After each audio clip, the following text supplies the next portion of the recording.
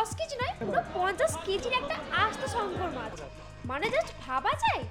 আমি তো ভাই আমার লাইফে আজ পর্যন্ত এত বড় সাইজের স্টিমলেস সামনাসামনি দেখিনি।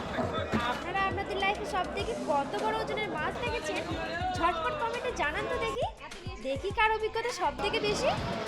আসলে দীঘা মোহনা এমন একটা জায়গা যেখানে না আসলে জানাই যায় না যে সমুদ্র থেকে রোজ ঠিক কি অদ্ভুত আর বিশাল সব মাছ আমাদের এই বাংলায় উঠে আসে। আজ আপনাদের এমন সব মাছ দেখাবো যা দেখলে আপনাদের চোখ কপালে উঠতে বাধ্য হবে। তো আর দেরি কেন, চলুন আজ আমার সাথে আপনাদেরও মাছের বাজারটা একদম ভেতর থেকে ঘুরিয়ে দেখাই। Welcome to our new blog. বাজারে ঢুকতেই সবার প্রথম নজর আটকে গেল এই বিশাল শঙ্কর মাছটার দিকে। বিশ্বাস করুন, সামনাসামনি দেখার পর আর লোভ সামালতে পারিনি। ভাবলাম একবার তুলেই দেখি। ওরে বাবা, তোলার পর হাড়ে হাড়ে টের পেলাম 50 কেজি আসলে কতটা ভারী হয়। আমার তো মনে হচ্ছিল আমি যেন মাছটাকে ধরছি না, মাছটাই যেন আমাকে উল্টে ফেলে দেবে।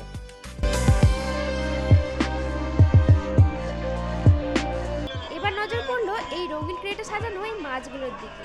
দেখে মনে হচ্ছে না যেন রং বেরঙের ক্রেট দিয়ে পুরো বাজারটাকে কেউ যেন সাজিয়ে দিয়েছে।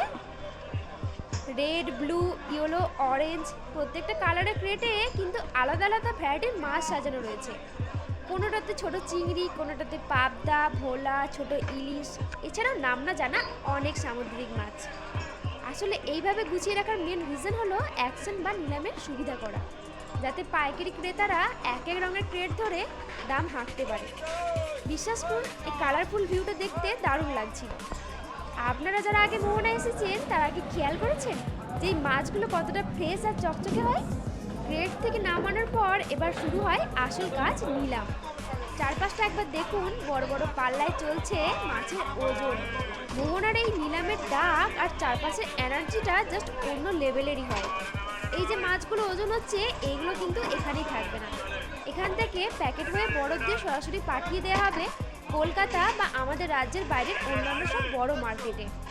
আপনাদের প্লেটে যে টাটকা মাছটা পৌঁছায় তার শুরুটা কিন্তু হয় ঠিক এখান থেকেই। আসলে সত্যি কথা বলতে কি জানেন, দীঘাতে পা রাখা মানেই আমার কাছে সবার আগে মোহনা।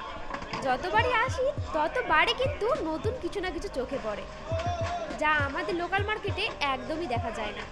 এই ভাইবটা পাওয়ার জন্যই আমরা কিন্তু প্রায় মাঝরাতের দিকে বেরিয়ে পড়ি আর ঠিক ভোরের মধ্যেই পৌঁছে যাই মোহনায়। আমার এই ভীষণ প্রিয় মাছ বাজারটাকে এক্সপ্লোর করতে আমার কিন্তু কোনোদিনও ক্লান্তি লাগে না। এই যে ভোরের কনকনে ঠান্ডা বাতাস আর তার সাথে মাছের এই বাজারের হইচই, সব মিলিয়ে মনের মধ্যে একটা আলাদা এক্সাইটমেন্ট কাজ করে। ঘুম চোখে থাকলেও বাজার ঢোকার সাথে সাথেই সব ক্লান্তি যেন উধাও হয়ে যায়। আপনারা যারা একবার হলেও দীঘা মোহনা এসেছেন তারা তো জানেনই এই মাছের ভান্ডারটি কতটা স্পেশাল। আর যারা এখনো আসেননি তাদের উদ্দেশ্যে বলবো, জীবনে কিন্তু একবার হলেও এই মাছের নিলাম আর ট্রলার থেকে মাছ নামার দৃশ্যটা সচক্ষে দেখে আসবেন। বিশ্বাস করুন, ভোর 5টায় এই ব্যস্ততা আর সমুদ্রের হাওয়ায় টাটকা মাছের গন্ধ আপনার মনের মধ্যে গেঁথে থাকবে। ঘুরে দেখার জন্য এটাও কিন্তু একটা অসাধারণ জায়গা। কেমন লাগলো আজকের এই ছোট্ট সফর? যদি ভিডিওটা ভালো লেগে থাকে তাহলে কিন্তু অবশ্যই একটা লাইক করে দেবেন। আর যারা আমার চ্যানেলে আজ নতুন এসেছেন তারা ঝটপট সাবস্ক্রাইব করে ফেলুন, যাতে এরকম আরও নতুন নতুন রোমাঞ্চকর ভিডিও আপনাদের কাছে পৌঁছে দিতে পারি। দেখা হচ্ছে পরের ভিডিওতে, ততক্ষণ অবধি সবাই খুব ভালো থাকবেন, সুস্থ থাকবেন। আজকের মতো এখানেই শেষ, টাটা, বাই বাই।